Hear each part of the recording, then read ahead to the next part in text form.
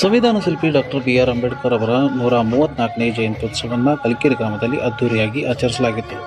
ಕರ್ನಾಟಕ ರಾಜ್ಯ ದಲಿತ ಸಂಘರ್ಷ ಸಮಿತಿ ಡಿಜೆ ಸಾಗರ ಮಠದಿಂದ ಕಾರ್ಯಕ್ರಮವನ್ನು ಹಮ್ಮಿಕೊಳ್ಳಲಾಗಿತ್ತು. ಇನ್ನು ಸಂಜೆ ನಡೆದ ಕಾರ್ಯಕ್ರಮದಲ್ಲಿ ವಿವಿಧ ಕ್ಷೇತ್ರದಲ್ಲಿ ಸಾಧನೆಗೈದ ಸಾಧಕರಿಗೆ ರಾಜ್ಯ ಪ್ರಶಸ್ತಿ ನೀಡಿ ಗೌರವಿಸಲಾಯಿತು. ಲೈನ್ ಮಾಡಿ ಸಾಗಬೇಕು. ಎಲ್ಲರೂ ಒಂದ್ ಸೈಡ್ ಗಾಡಿಗಳು ಹೋಗಲಿಕ್ಕೆ ಅವಕಾಶ ಮಾಡಿಕೊಡಿ.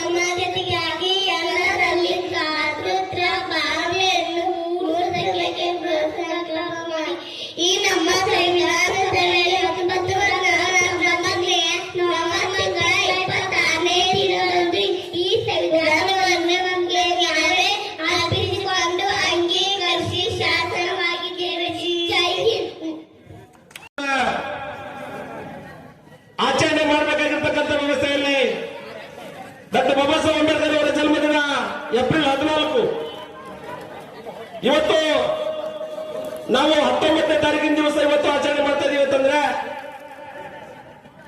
ಇದರ ಅರ್ಥ ಡಾಕ್ಟರ್ ಬಾಬಾ ಸಾಹೇಬ್ ಅಂಬೇಡ್ಕರ್ ಅವರ ಜನ್ಮದಿನವನ್ನ ವರ್ಷದಲ್ಲಿರ್ತಕ್ಕಂಥ 365 ದಿನಗಳ ಕಾಲದಲ್ಲೂ ಕೂಡ ಒಂದು ಜಯಂತಿ ಆಚರಣೆ ಆಗ್ತಾ ಇದೆ ಅಂತಂದ್ರೆ ಡಾಕ್ಟರ್ ಬಾಬಾ ಸಾಹೇಬ್ ಅಂಬೇಡ್ಕರ್ ಅವರ ಜಯಂತಿ ಮಾತ್ರ ಅಂತಕ್ಕಂಥ ವಿಚಾರವನ್ನು ನಾನು ಹೇಳಲಿಕ್ಕೆ ಬಯಸ್ತಾ ಇದ್ದೇನೆ. ಯಾಕೆಂತಂದ್ರೆ ಡಾಕ್ಟರ್ ಬಾಬಾ ಸಾಹೇಬ್ ಅಂಬೇಡ್ಕರ್ ಅವರು ಹೇಳಿದ್ದಾರೆ, ನನ್ನನ್ನ ಮೂರ್ತಿಯಾಗಿ ಪೂಜಿಸಬೇಡ್ರಿ ಅಂತ ಹೇಳಿದ್ದಾರೆ ನಿಜ. ಆದ್ರೆ ನಾವು ಮೂರ್ತಿಯಾಗಿ ಪೂಜೆ ಮಾಡ್ತಾ ಇಲ್ಲ. ಅವರ ಬದಲಾಗಿ ಅವರ ಪ್ರತಿಭೆಯನ್ನು ಪೂಜಿಸ್ತಕ್ಕಂಥ, ಅವರ ಪ್ರತಿಭೆಯನ್ನು ಗೌರವಿಸ್ತಕ್ಕಂಥ ಕೆಲಸ ಈ ರೀತಿಯಾಗಿರ್ತಕ್ಕಂಥ ಜಯಂತ್ಯೋತ್ಸವಗಳ ಮೂಲಕ ನಾವು ಆಯ್ಕೆ ಮಾಡ್ತಾ ಇದ್ದೀವಿ ಅಂತಕ್ಕಂಥ ವಿಚಾರ ಹೇಳಲಿಕ್ಕೆ ಬಯಸ್ತಾ ಇದ್ದೇನೆ.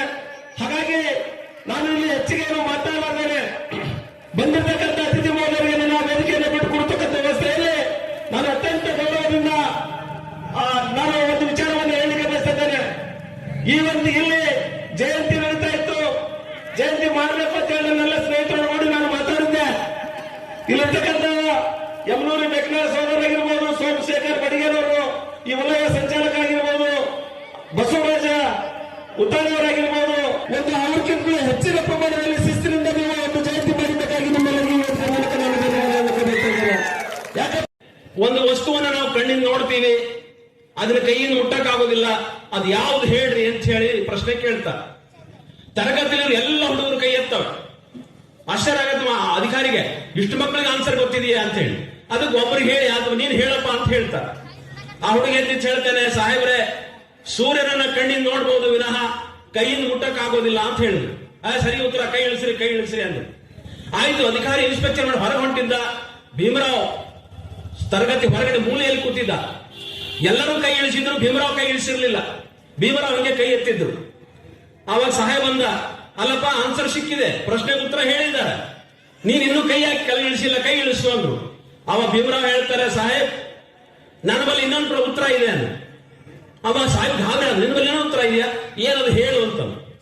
ಅವ ಭೀಮರಾವ್ ಹೇಳ್ತಾರೆ, ಹಿಂಗ್ ಕೈ ಎತ್ತ ಕೈ ಇಳಿಸ, ಕಿಟಕಿ ಹೊರಗಡೆ, ಶಾಲೆಯ ಕಿಟಕಿ ಹೊರಗಡೆ ಒಂದು ಮಣ್ಣಿನ ಮಡಿಕೆ ಇಟ್ಟಿರ್ತಾರೆ. ಆ ಮಣ್ಣಿನ ಮಡಿಕೆಯಲ್ಲಿ ನೀರು ಕುಡಿಯೋ ನೀರು ಇಟ್ಟಿರ್ತಾರೆ ಮಕ್ಕಳಿಗೆ. ಚೆನ್ನಾಗಿ ಇರಬೇಕು ಅನ್ನುವಂಥದ್ದನ್ನ ಮನಗಂಡಿದ್ರು. ಬಾಬಾ ಸಾಹೇಬ್ ಅಂಬೇಡ್ಕರ್ ಅವರು ಹೊರದೇಶಕ್ಕೆ ಹೋದಂತಹ ಸಂದರ್ಭದಲ್ಲಿ, ಓದಿಗಾಗಿ ಹೋದಂತಹ ಸಂದರ್ಭದಲ್ಲಿ ಸ್ತ್ರೀವಾದ ಅಧ್ಯಯನವನ್ನ ಮಾಡ್ತಾರವರು. ಸ್ತ್ರೀವಾದ ಅಧ್ಯಯನವನ್ನ ಮಾಡಿ ನಮ್ಮ ದೇಶದ ಹೆಣ್ಣು ಮಕ್ಕಳಿಗೂ ಬೇರೆ ದೇಶದ ಹೆಣ್ಣು ಮಕ್ಕಳಿಗೆ ಇರುವಂತಹ ತಾರತಮ್ಯವನ್ನ ಗುರುತಿಸ್ತಾರವರು. ಗುರುತಿಸಿ ಅವರು ನಮ್ಮ ದೇಶದ ಹೆಣ್ಣು ಮಕ್ಕಳು ಕೂಡ ಹೀಗೆ ಇರಬೇಕಲ್ಲ ಅಂತ ಹೇಳಿ ಒಂದು ಕನಸನ್ನ ಕಟ್ಕೋತಾರೆ. ಆ ಕನಸು ಕಟ್ಕೊಂಡಿದ್ದ ಹೇಗೆ ಅವರು ಇಂಪ್ಲಿಮೆಂಟ್ ಮಾಡ್ತಾ ಬರ್ತಾರೆ ಅಂತ ಅನ್ನೋದಕ್ಕೆ ಅನೇಕ ಉದಾಹರಣೆಗಳು ನಮ್ಮ ಮುಂದೆ ಇರುವಂತದ್ದು ಅಂತ ಹೇಳಿ.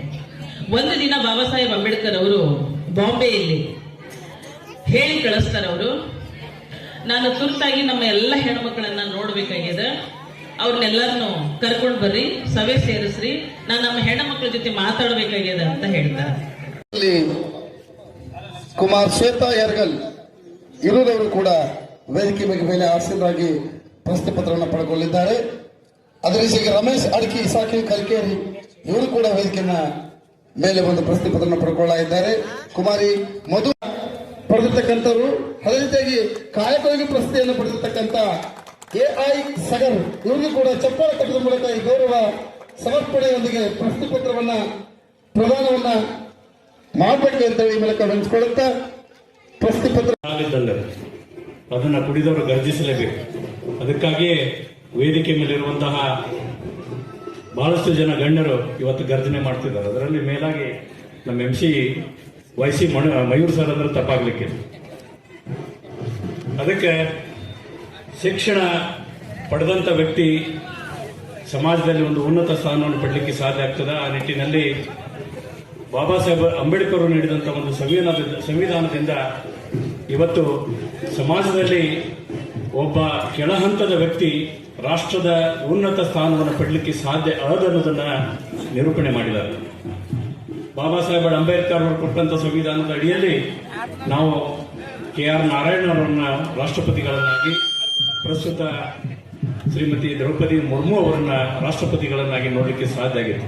ಅದಕ್ಕೆ ಈ ನಾಡಿನಲ್ಲಿರುವಂತಹ ಎಲ್ಲರೂ ಆ ಸಂವಿಧಾನದಲ್ಲಿ ಬರುವಂತಹ ಹಕ್ಕುಗಳನ್ನ ಸದುಪಯೋಗಪಡಿಸಿಕೊಂಡು ನಾವು ಶಿಕ್ಷಣವಂತರಾಗಬೇಕು, ಸಮಾಜದಲ್ಲಿ ಉನ್ನತ ಹುದ್ದೆಯನ್ನು ಪಡೆದು ಸಮಾಜದಲ್ಲಿರುವಂತಹ ದೀನ ದುರ್ಬಲರಿಗೆ ಒಂದು ಆಶಾ ಕಿರಣವಾಗಿ ನಾವು ಬದುಕಬೇಕನ್ನುವ ಒಂದು ಮಾತನ್ನು ಹೇಳಿ ಬಾಬಾ ಸಾಹೇಬ್ ಅಂಬೇಡ್ಕರ್ ಅವ್ರನ್ನ ತಿಳಿಯುವ ಮತ್ತು ತಿಳಿಸುವ ಕೆಲಸವನ್ನು ನಾವೆಲ್ಲರೂ ಕೂಡ ಮಾಡೋಣ. ಮತ್ತೆ ಇನ್ನೊಂದೇನಪ್ಪಾ ಅಂದ್ರೆ ನಾವು ವಿಜಯಪುರದಲ್ಲಿ 4 ದಿನಗಳ ಕಾಲ ಅಂಬೇಡ್ಕರ್ ಹಬ್ಬ ಅಂತಕ್ಕಂಥ ವಿನೂತನ ಪ್ರಯೋಗವನ್ನು ಕೂಡ ನಾವು ಮಾಡಿದ್ವಿ. ಮಾನ್ಯ ಕೃಷ್ಣ ಬೈರೇಗೌಡ ಆಗಿರ್ಬೋದು, BR ಪಾಟೀಲ್ ಆಗಿರ್ಬೋದು, MB ಪಾಟೀಲ್ರು ಕೂಡ ಕಾರ್ಯಕ್ರಮಕ್ಕೆ ಬಂದು ಬಹಳ ಖುಷಿ ಪಟ್ಟರು. ಅದು ಏನಪ್ಪಾ ಅಂದ್ರೆ ಎಲ್ಲರನ್ನು ಒಳಗೊಂಡು ಬಾಬಾ ಸಾಹೇಬ್ ಅಂಬೇಡ್ಕರ್ ಅವರ ಜಯಂತಿಯನ್ನು ಆಚರಣೆ ಮಾಡುವುದು ಹೇಗೆ ಅಂತಕ್ಕಂಥದ್ದನ್ನು ಕೂಡ ನಾವು ಕಲಿಬೇಕಾಗ್ತದೆ. ಆ ಪ್ರಯತ್ನವನ್ನು ಮುಂದಿನ ದಿನಮಾನದಲ್ಲಿ ನಾವೆಲ್ಲರೂ ಕೂಡ ಮಾಡೋಣ ಅಂತಕ್ಕಂಥ ಮಾತನ್ನು ಹೇಳಿ ಎಲ್ಲರಿಗೂ ಕೂಡ ವಂದಿಸಿ ಜೈ ಭೀಮ್, ಜೈ ಪ್ರಬುದ್ಧ ಭಾರತ್.